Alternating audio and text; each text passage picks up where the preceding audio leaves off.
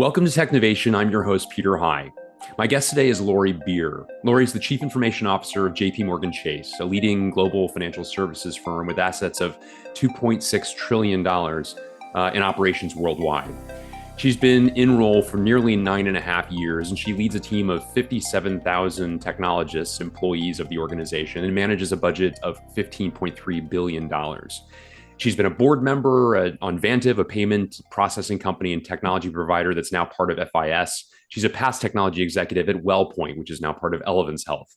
Lori, welcome to Technovation. It's great to speak with you today.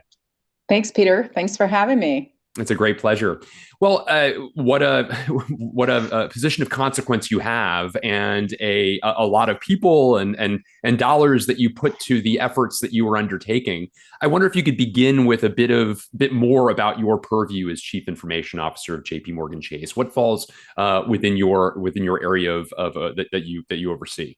Yeah, happy to. First and foremost, our technology strategy is very much aligned to our business strategy. So, of course, I feel my number one job is to make sure we're delivering for our customers, clients, and communities across the globe. And when you think about that, very clearly, we try to ensure that the 15.3 billion we invest in technology to really create the products and services we deliver.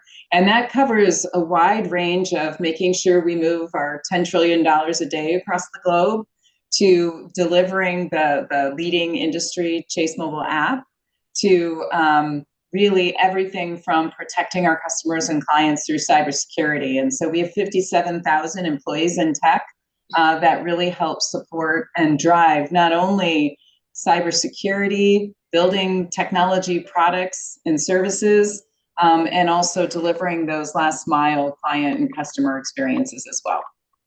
A lot of areas of innovation, to say the least. I want to go back to that figure, 57,000 employees who are on your technology team. How do you govern a team that is that vast? What are some of the secrets to do so effectively? I think the first thing that you have to do is make sure that you have a clearly aligned vision and mission. And we make sure that first and foremost, people understand our business strategy and the core lines of business that we operate, how technology enables, supports, and protects those lines of business. And so I think having a clear and compelling vision and strategy and how we do that. And so that translates into our strategy pillars around how we deliver engaging customer client experiences and products and services, how we make sure we're modernizing our applications, our infrastructure, and our data. And that's critically important because one of the things our business needs us to do is to deliver at speed, at scale, with a high fidelity of security. And so that modernization work is critical for us to continue to maintain and enable that. There's a huge focus on data and AI and how we think about embedding data and AI in everything we do. And so our strategy around that. And then finally, making sure everybody knows it's number one priority that we protect the bank and our customers and clients.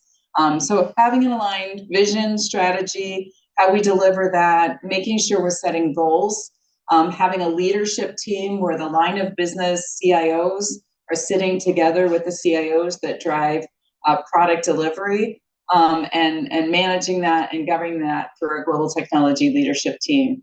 I think the other part is we have a robust global technology architecture committee, which is our heads of engineering and architecture across the firm, making sure we're delivering those standards. And the other thing that I think is really important as part of our strategy is having a really strong strategy around the platforms that we're going to deliver across the firm. So when you think about that 15.3 billion in spend, about 7 billion of that actually goes to building firm-wide platforms that give us incredible scale and incredible leverage. And so I think those are the key dimensions, and then continuing to reinforce those messages as you engage with the community, whether they're in our tech centers or we're having an overall global town hall.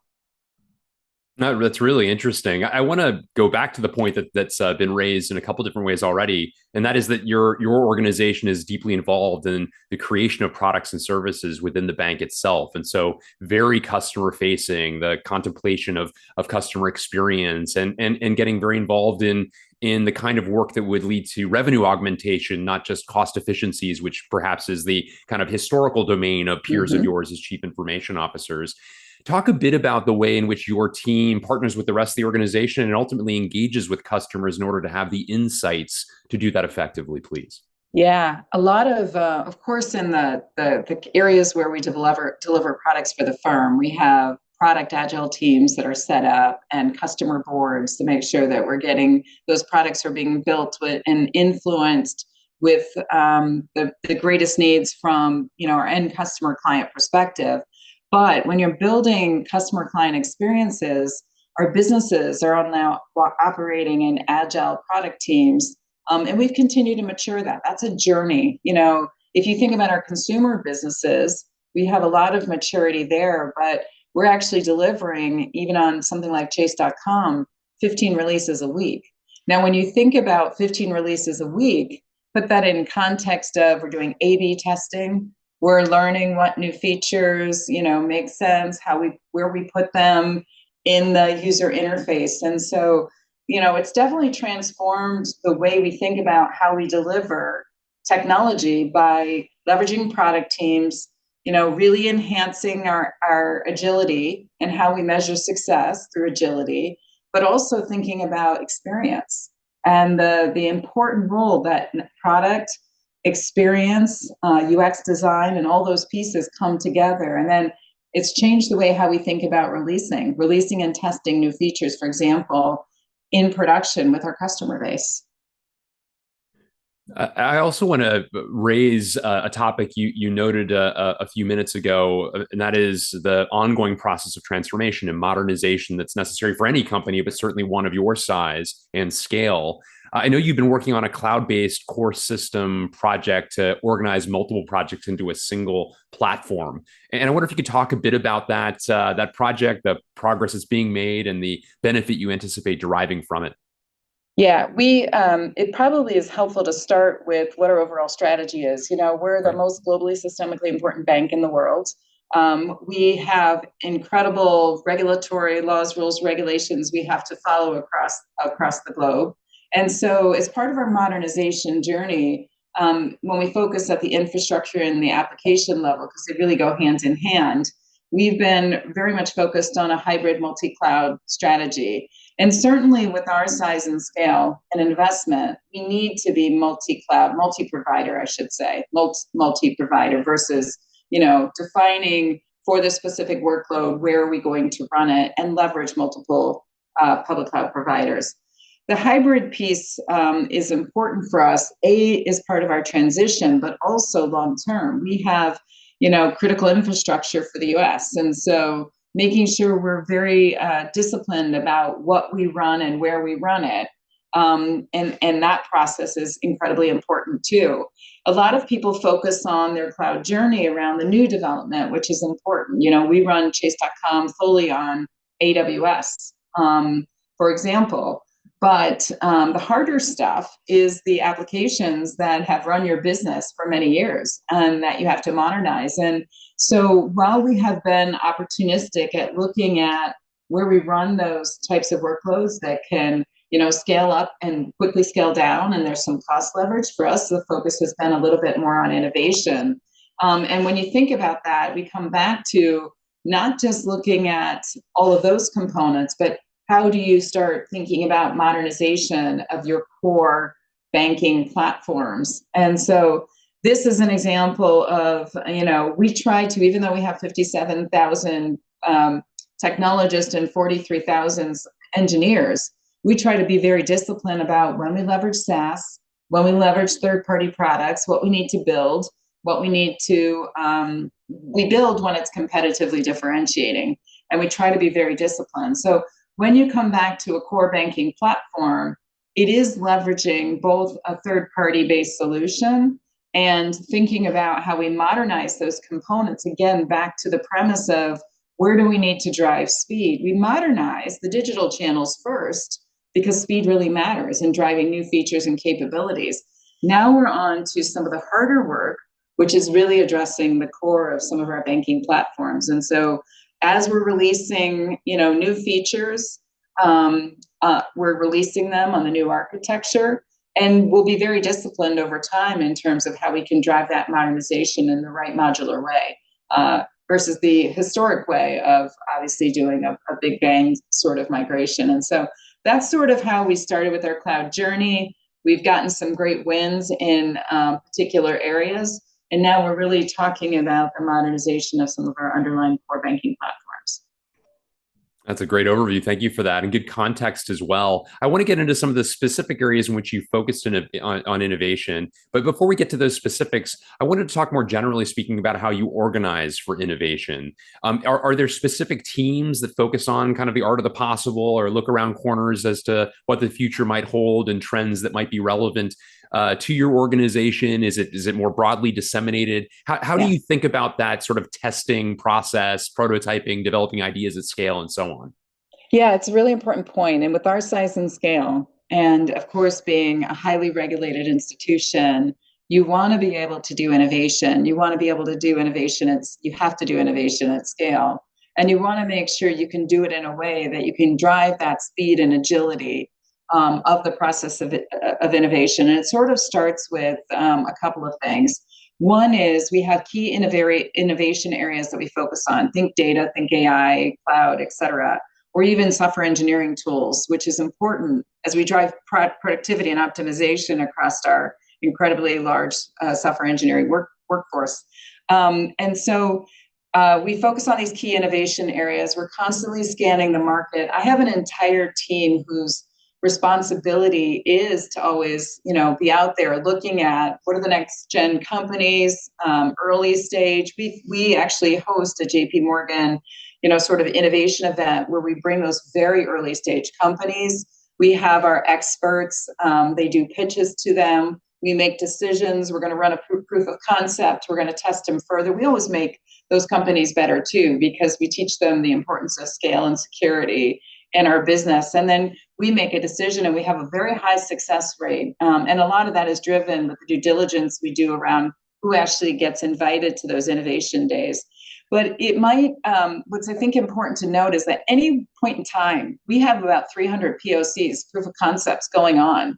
So we do this a lot. What are some of the new capabilities? Because we think cybersecurity to build more of a best-in-class type capability. Some companies, based on size, need to take the end-to-end provider solution. We tend to go with more of depending on the scenario, but certainly in cybersecurity with a best-in-class approach. We have actively 350 emerging tech companies in production. And so we are often sort of working with, if you think about going to the cloud, we want to be working with the very latest technology capabilities around security in the cloud. Many of these new companies are being formed and built and only operate in the cloud. And so that's another reason that played into our overall strategy. And so those are important pieces. With that, we also have a robust product operating model around the technology we build for the firm. And so one of the pieces we're working to enhance further, we have more work to do on this ourselves, is thinking about the new product development cycle and how you plug these things in. So if there's a new software engineering tool that we want to evaluate, how do we make sure those proof of concepts are very much embedded into the overall product life cycle? And I think those are some areas that we continue to look at. The innovation on the business side, I talked a little bit with our Chase.com example, but the same thing happens on our commercial side too. And this is a little bit more where we're dipping the toe. We had some great examples that a technology team in payments came up with as they were looking at the data. They understood that, hey, there's this capability our customers may find valuable, and they did. And that it started as an idea from the tech team because they're working in product teams so closely with the business that they actually created a new product that's actually generating revenue. So those are the ways that we think about innovation more broadly. And then there's the things that we do in our research and development. And our blockchain work started in research and development, but that's got a little bit more scale now. And now, of course, we're working very deeply in quantum computing, AR, VR, some of the next iteration of when you think about life in a world of edge computing and 5G and what that starts to look like. And so there are many things like that that would be a little bit more in our R&D and that we partner with the businesses. Every use case we drive, every quantum computing use case we're driving through, unless it's security, we're driving through with a business use case. And I think AI is the same way for us. Obviously, there's a ton going on in AI, but that's sort of out of the lab and into reality now. And so, although there's things in the lab we're still thinking about too. But those are the different ways that we really try to drive innovation at a complex, large organization like JPMorgan Chase. That's, again, a great overview. Thank you for that description. And I'd love to delve into several of the topics that you noted, just highlighting some of the ways in which you're leveraging the technologies, the underlying technologies to the trends that I'll note. Let's begin, as you've already mentioned it a couple of times, with artificial intelligence. You talked about how you are leveraging it at scale, incorporating it into so much of what you're doing. Now, of course, generative AI seems to be in the minds and on the lips of every, not just technology executive, but business executive as well. Talk a bit about your own philosophy around artificial intelligence generally, and then perhaps also more specifically how your thinking is evolving around generative AI as well. Yeah, happy to. And this is, of course, not an easy short answer, but I'll try to keep it brief and summarize. So we've been doing AI for a long time. You sort of saw this overnight success and sensation with ChatGPT being sort of the largest consumer app in terms of growth that we've seen. I think the way we think about it, first and foremost, has been really having a strategy around how do we think about embedding data and analytics in everything we do? How do we want to have more insight-driven decisions? How do we want to help assist business leaders, technologists making decisions faster? And so for us, it fundamentally started with one of our strategies around embedding data and AI in everything we do.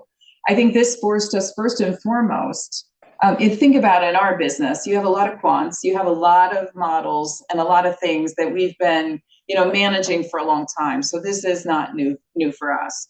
But think about the volume of data, over 500 petabytes of data that we have, and the amount of new data that we create every day, whether it's you would think about our traditional banking channels, but we also own a travel business, we own the infatuation. So like even extended into how you think about a consumer and all the things that they may be interested in, say a personalized offer, et cetera. When you think about the magnitude of the data that we have, how do we really think about that? Because we know what fuels AI partially, and we'll get to the generative piece later, but what really fuels it is the data that you have. And so we really proactively went after a data strategy. We got our business leaders thinking about their data, not just as exhaust from a process, but how you organize your data, how do you classify your data. We have lots of laws, rules, and regs. So what's non-material public, what can be shared across businesses. So who has access, who has entitlement, what is highly confidential, all those things. And so data governance was very much strong, as well as how we think about moving to data products. When you think about the data scientists, and the first thing that they generally encounter is wrangling data. And if you want to speed model development, we wanted to go after some of these very important things. And so think about us thinking about, with our data products, creating a marketplace of data that can be leveraged to build certain models. Now, there may be a nuance to that or a tweak, and that's not going to solve every problem, but at least it's a foundation that takes a huge part of the friction out of the process. So in order to do that, we wanted to get that data to the cloud. And so we really thoughtfully thought about a platform that helps us pipeline our data to the public cloud and maintain all those data governance rules and requirements, defining your catalog, defining many other pieces. The second thing is, how do I create, like the software development cycle and our standardized tool chain we have for our software engineers, how do we really create a model development life cycle?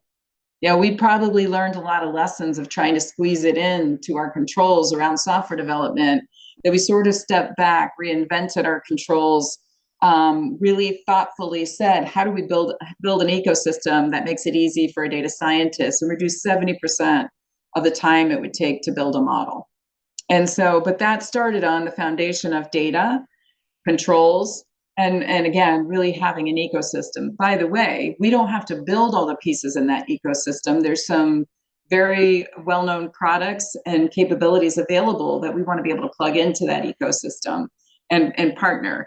And so that has been the foundation of laying the groundwork on our data, laying the groundwork on the two important strategic firm-wide platforms that our data scientists will use. Again, common firm-wide platforms that we're moving to. We're not fully on those platforms yet. And then finally, how do you really govern across the firm the creation of the use cases? And so we started with a use case approach and prioritized them. And I was able to say at Investor Day just Monday that we've been able to demonstrate close to $1 billion of value already. And we upped our target to $1.5 billion by the end of this year. So we are really seeing good momentum with this approach. And again, you really want to create the environment. So we're even continuously rethinking what's the right organization structure. Our data scientists are embedded in the business, and we build libraries that are shared across the firm. And so there's lots of those dimensions you got to think about too. Now, finally, when we got to, and it's highly integrated with your cloud strategy. It has to be, right? And because, again, we're leveraging the public cloud to do a lot of our training, et cetera. Then the final piece is generative AI. And so we've been working with large language models and found these foundation models for some time. This wasn't a new thing that popped on the scene. In fact, in the sanction space and payments, we actually have one of those more narrow domain-specific ones in production. And so we've actually thought about how do you get through responsible AI? How do you get through the model governance process? How do you think about that in a very disciplined way? But now we're seeing this incredible speed. And there's definitely, we've set up our environment. We were probably one of the first ones to block public access from inside the firm to ChatGPT. And there was a reason we did that. We were more worried about that data loss prevention. Did people understand? And we communicated with our employees very proactively and said, this is how we're going to innovate in our controlled environment. And that's what we're doing. And we have over 300 data scientists connected in that environment. We have well-defined use cases with the proper controls in risk. And again, it's very tightly aligned to the controls we're building out in our cloud strategy. And so we see great opportunity. I think just like everyone else, thinking about the interaction models you can build for your employees to get access to information, answer questions, summarization. I'm certainly very focused on it in terms of the opportunity to help drive productivity in the software engineering processes, not only as a code recommendation, but also think about for us, secure code is so important. How I can have a co-pilot to make sure I'm doing secure code. How can I have test cases or data auto-generated, even in our modernization efforts. So it's bigger focus for us in the software engineering discipline. And we absolutely believe in many of the cases that we look at that it's really an assist for our employees, that it will give us the leverage. Our backlog of work is significant. And we'll see how this plays out over time. But there's also certainly issues that have to be worked through too. And hallucinations and things like that will get better. I expect that we'll see significant advancements over the next 6 months in the technology.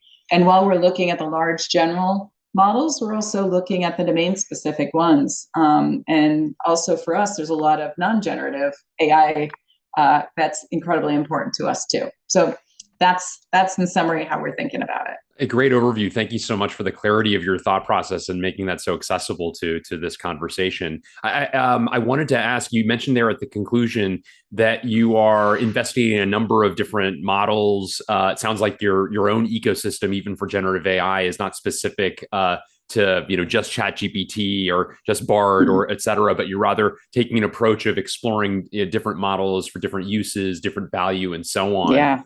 Are you developing any conclusions as yet as to the wisdom of focus versus proliferation of or use of a broader set of models? Yeah, I think for us is we continue to learn and we will continue to learn. I think it's early for everybody, right? I think that, but we definitely see early indications of examples that very much fit sort of these broad general models and lots of examples. And you have to balance it. I spend a lot of time talking about infrastructure optimization and how we've been able to modernize infrastructure and keep our run the bank costs relatively flat while we've doubled storage and compute. We have to think about the commercial model side of this too.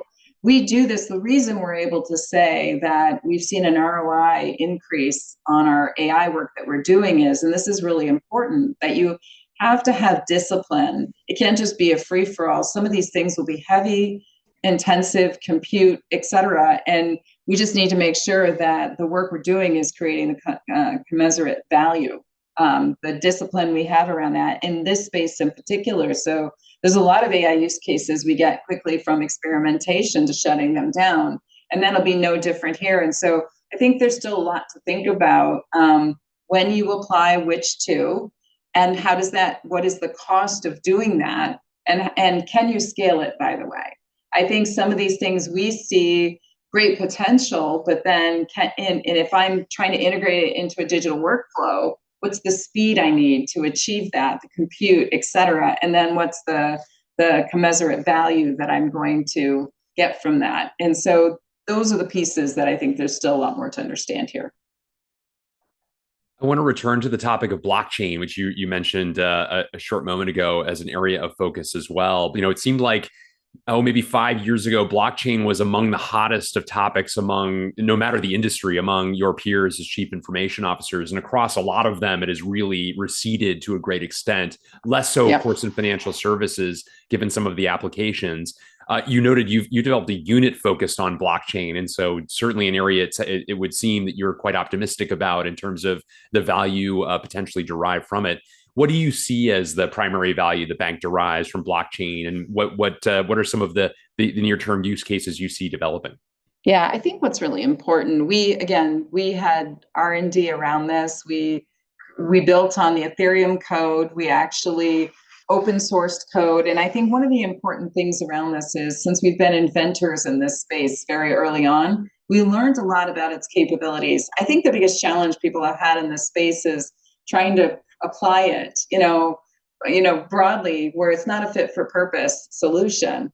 And so when you sort of go back, we really think about it. There are some real challenges that it helps us fix, and some of the innovations that we did and enhanced tied to that. So, for example, when we actually did form a business unit called Onyx, there is actually active projects that we have going on. We created a network called Link, where we're pulling value-added services, because we knew the value of making this work is to create that network of banks that could share information. So we never targeted it to be, we're doing a huge transformation in our underlying core payments processing.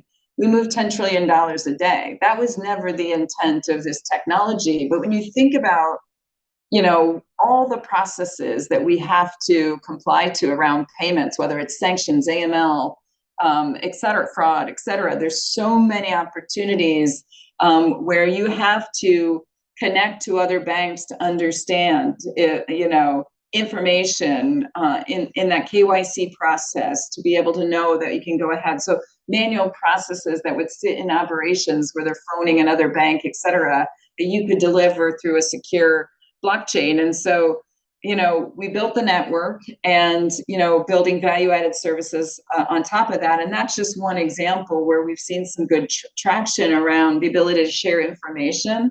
Some of the innovations that we worked on were speed, and another innovation we worked on was privacy. So these are permission networks, very big distinction, permission network in the example that I'm giving.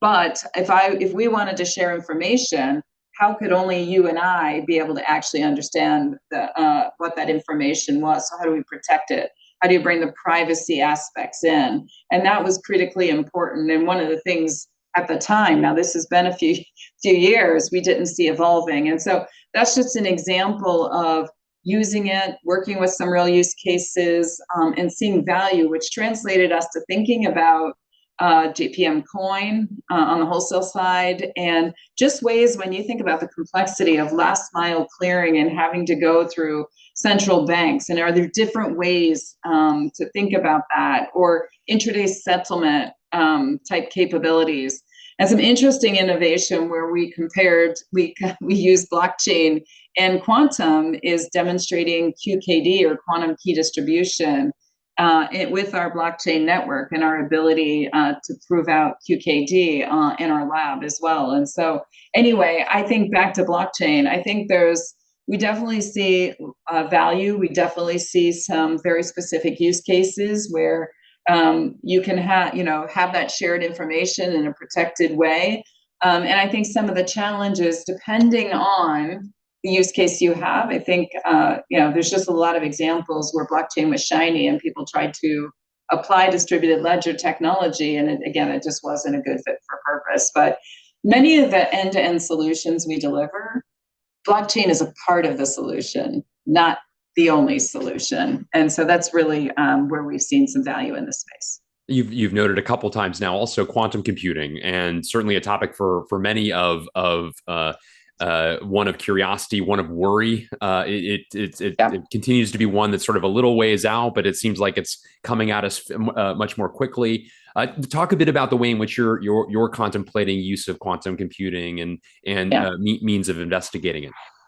So there's certainly the ways we're thinking about things like by the way, when we think about quantum, it's an offensive strategy and a defensive strategy. The defensive strategy, the number one priority focus right now, to be super clear, is making sure we have quantum safe encryption and making sure that we bring crypto agility into our modernization strategy of our software. And so we've been partnering across the ecosystem with NIST and others. And as the algorithms get set, we want to be able to start working on, we don't have to wait for quantum supremacy to get here, because we have a massive code base. And so we really want to think about the modernization, getting to crypto agility, how we really leverage this as the opportunity to start making the changes in the modernization work that we would need to do that, so that we can do it over a proper multi-year time frame. And so that's the defense piece, and that's understanding that. And so that's one piece of it. QKD, we'll continue to see the value over time and how that plays, but we wanted to do some early experimentation, more from understanding it.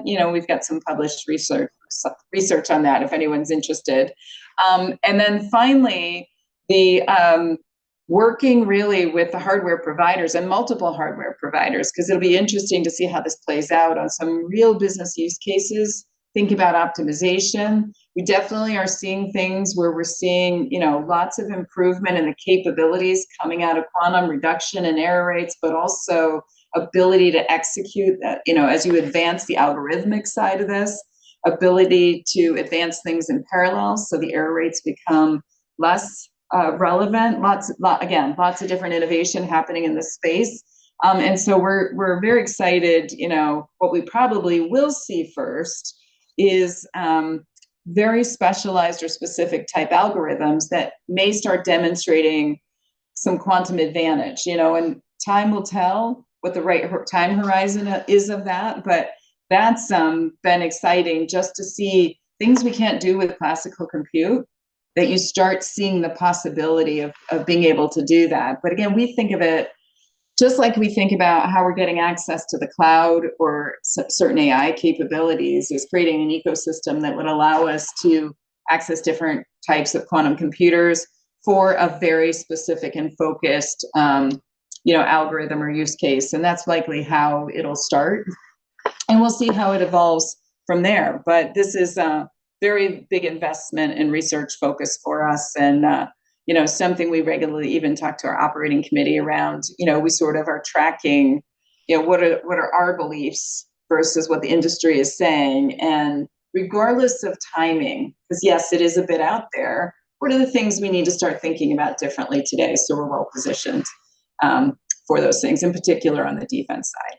You mentioned earlier, Lori, augmented reality and virtual reality as areas in which you're investing as well. Can you talk a bit about the applications you foresee within the bank? Yeah, I mean, for us, it's a little bit different given the nature of our businesses, but we're certainly already thinking about platform. Hopefully that comes through. Like, when you try to do things at our scale, one of the first things we want to do is think about the power of the platform so that we can embed controls and things like that into the platform. And so, really starting with thinking around that as we see these capabilities evolve. Use cases, may vary. It may start with learning, like how can I simulate for someone that's, not on a trading floor every day, what that experience looks like, how I can bring those, how can I simulate those things across the globe, especially since we have a global workforce, but trading floors in defined buildings, but that's just one example, or just experiencing what something may look like. And so think about this powerful branch network we now have in 49 states. What are some things that I can, sort of simulate commercial real estate or, just different kinds of things that you could think differently about how I experience, how I engage. We even modeled with our partners, we're building a brand new headquarters. What's that experience like walking into the new lobby as we're finishing, sort of design touches, and is that the right effect we want? So there's, it's early for use cases when you think about, sort of our world, but you could simulate a consumer experience, especially with that connected commerce world we're in. You could simulate learning, all kinds of things. So it's early. It's a little different for us than but even having a digital twin and really even thinking about what that looks like and how we simulate and model. I think there's a whole great opportunity here to explore. Lori, you have given back to universities in Ohio and to national organizations like Girls Who Code to increase access to STEM education, especially among girls and young women. And I wonder if you could talk a bit about those passion projects of yours and progress you're seeing there. Yeah, it started with the university that ended up being the University of Cincinnati that all three of my children went to. And my daughter actually got a she got a full ride scholarship. And so it started with just, as we thought about the need. And I was even, talking to the university and of course all the work I do in technology, the need to expand the availability of talent. There's an incredible amount of talent, but just, you know, girls understanding STEM careers and the incredible, great opportunity that would create. We started with just basically donating back the scholarship my daughter had earned and creating the Beer Family Scholarship that sponsors, and we help when we can. My daughter ended up in tech. We help when we can mentor the girls as well, but just help them think about what careers could be and create that opportunity. We then expanded that to the University of Dayton that my husband and I went to, and a lot of the Beer family had gone to. So we created a scholarship there in honor of my father-in-law, who was a big Flyers fan, in honor of his 80th birthday. And that was very focused on another dimension, which was, individuals that had a low income, couldn't afford to go to a private Catholic university, so expanding access, in many cases, first time going to college. And so also in the STEM fields. And so it's just very rewarding to a lot of times, during my career, I would not be in this role if many people didn't take a chance on me or help me grow and develop. And this is one way that, we're able to do that and also support something I'm incredibly passionate about, which is how do we just create access. And, the world is going that many of these things are more focused on skills. But this is one way I can continue to help investing in the next generation of talent, diverse talent. Yeah, important topics to say the least, and kudos to you for getting so involved in that. I also wanted to ask you about technology trends. We certainly have discussed a number of those: AI, generative AI, more specifically, your consequential responses with regard to blockchain and quantum and AR and VR. Any other kinds of trends as you look to the future that particularly excite you, Lori? I think those are keeping us very busy. I think we're going to see AI become very transformational in terms of, how you engage with your customers, clients. It really, whether you're talking generative AI or just broadly, how you distribute, how you get work done, how you distribute resources.